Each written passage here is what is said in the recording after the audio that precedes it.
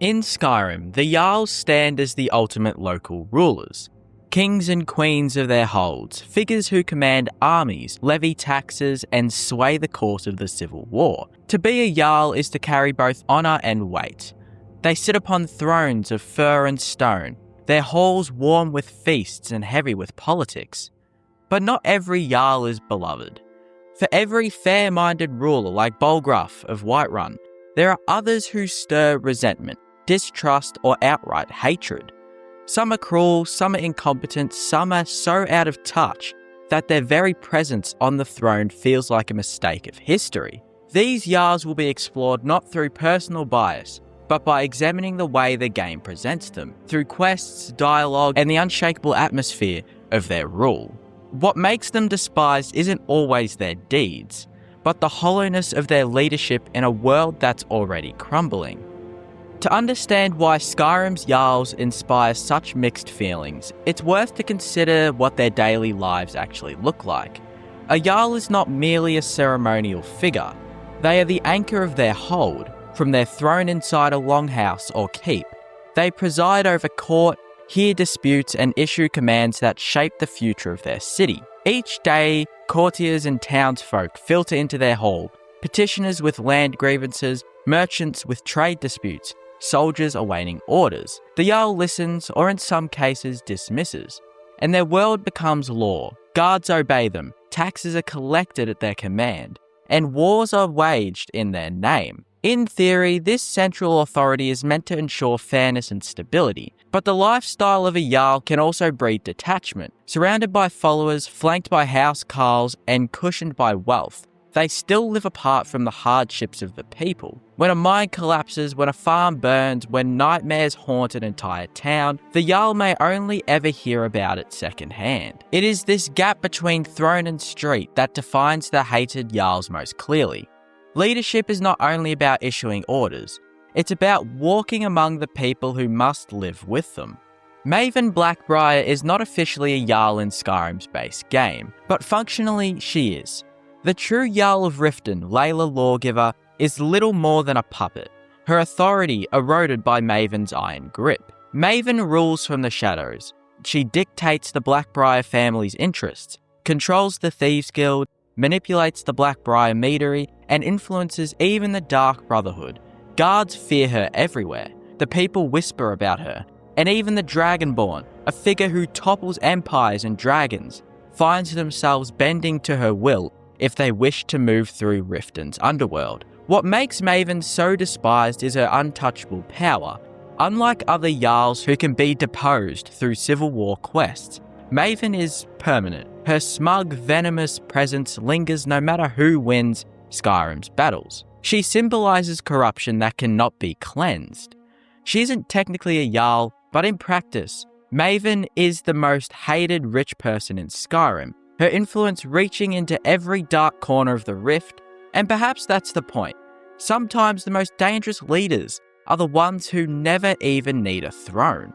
When it comes to official Jarls, few inspire as much frustration as Siggeir of Falkreath. At first glance, he looks the part, a young, well-fed Nord lounging on his throne. But the moment he opens his mouth, his reputation crumbles. Siggeir is arrogant, dismissive, and deeply ungrateful to the player and also the people of Falkreath. Even after helping his hold, he treats the Dragonborn with disdain, ordering them about like a servant rather than showing even the smallest trace of respect. Worse still, Siggeir's priorities seem utterly detached from his people. While Falkreath Hold is haunted by ancient barrows, wandering beasts, and restless dead, Siggeir is more concerned with petty politics and indulgence. He doesn't earn his throne, he squanders it. Players often remark that Falkreath feels like a hold adrift, without a strong leader, and Siggeir is the reason why. He's not tyrannical, nor particularly cruel, but he embodies entitlement without merit. In a game where strength and bravery earn respect, Siggeir simply just exists, resented for being in power without ever deserving it. It's no surprise that many players go out of their way to side with the Stormcloaks in the Civil War purely to see him replaced. While Maven Blackbriar truly rules Riften, it's still worth examining the woman who nominally holds the title of Jarl. Layla Lawgiver. Layla is not malicious, she is not cruel, but she is blind. Blind to Maven's corruptions, blind to the suffering of her people, blind to the thieves who run her streets. Where Riften cries out for leadership, she offers only platitudes and empty words. Her ineffectiveness is what makes her hated. In many ways, she is the tragic inverse of Maven. Whereas Maven represents overwhelming control, Layla represents a complete lack of power.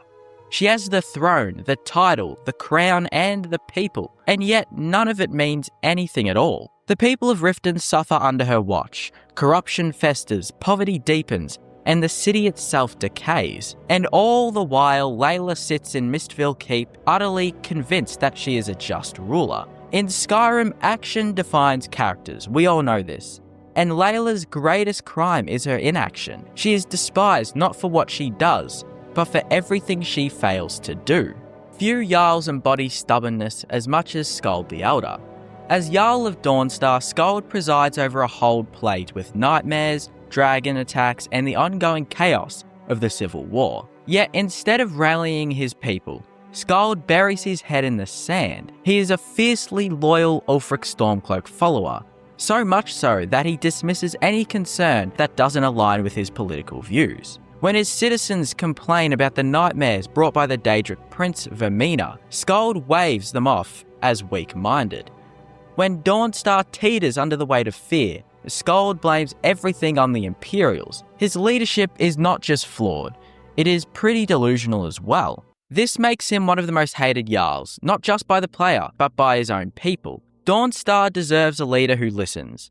Instead, it has a man who treats every problem as propaganda. In a land already fractured by war, Skald's inability to see beyond his own political obsession makes him one of the least respected rulers, and his people ultimately suffer for it. If there is a single Jarl in Skyrim who embodies division, it is Ulfric Stormcloak of Windhelm. To his supporters, he is a hero, a warrior who dared to stand against the Empire, a Nord who shouts with the power of his ancestors. But to his detractors, he is among the most hated rulers in the province, not for weakness like Elisif, but for his iron will and ruthless ambition. Ulfric's name is tied to conflict. He murdered a high king in a duel, shattering Skyrim's fragile peace and igniting the civil war that ravages the land. To Imperial loyalists, this makes him a traitor, a man who plunged the province into bloodshed to satisfy his own ego. To many Nords, he is a saviour, but even among his own people, unease lingers. His rule in Windhelm is marked by xenophobia, with Dunmar and Argonian refugees forced into ghettos and treated as second-class citizens. For them, Ulfric is not a liberator, but an oppressor. What makes Ulfric so hated is not merely his politics, but his polarizing nature. He commands fierce loyalty and equally fierce loathing. His charisma inspires, but his intolerance repels. Skyrim demands strength from its leaders, as I've said before, and Ulfric has it in abundance. But that strength has also cost Skyrim's unity, peace, and the trust of countless citizens.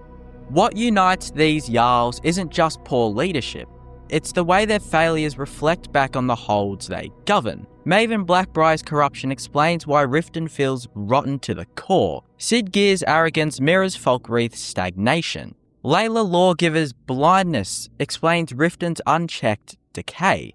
Skald's stubbornness traps Dawnstar in fear and denial.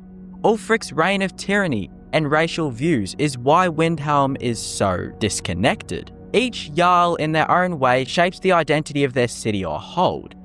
And players feel the weight of these choices not through scripted cutscenes, but through the atmosphere. The tension in Dawnstar, the decay in Riften, the indulgence of Falkreath, and the unease in Windhelm. Hatred in Skyrim is not just about who these Jarls are, it's about what their rule makes the player feel as they walk through their towns. The Jarls of Skyrim are meant to embody the Nord tradition of leadership, rulers who balance wisdom with strength, community with survival, and yet, as we've seen, not all Jarls embody that ideal. Some are corrupt, some are blind, some are weak, and some are arrogant. And in their flaws, they leave their people vulnerable, their cities fractured, and their names remembered not with glory, but with scorn. To hate a Jarl in Skyrim is not to despise a single character.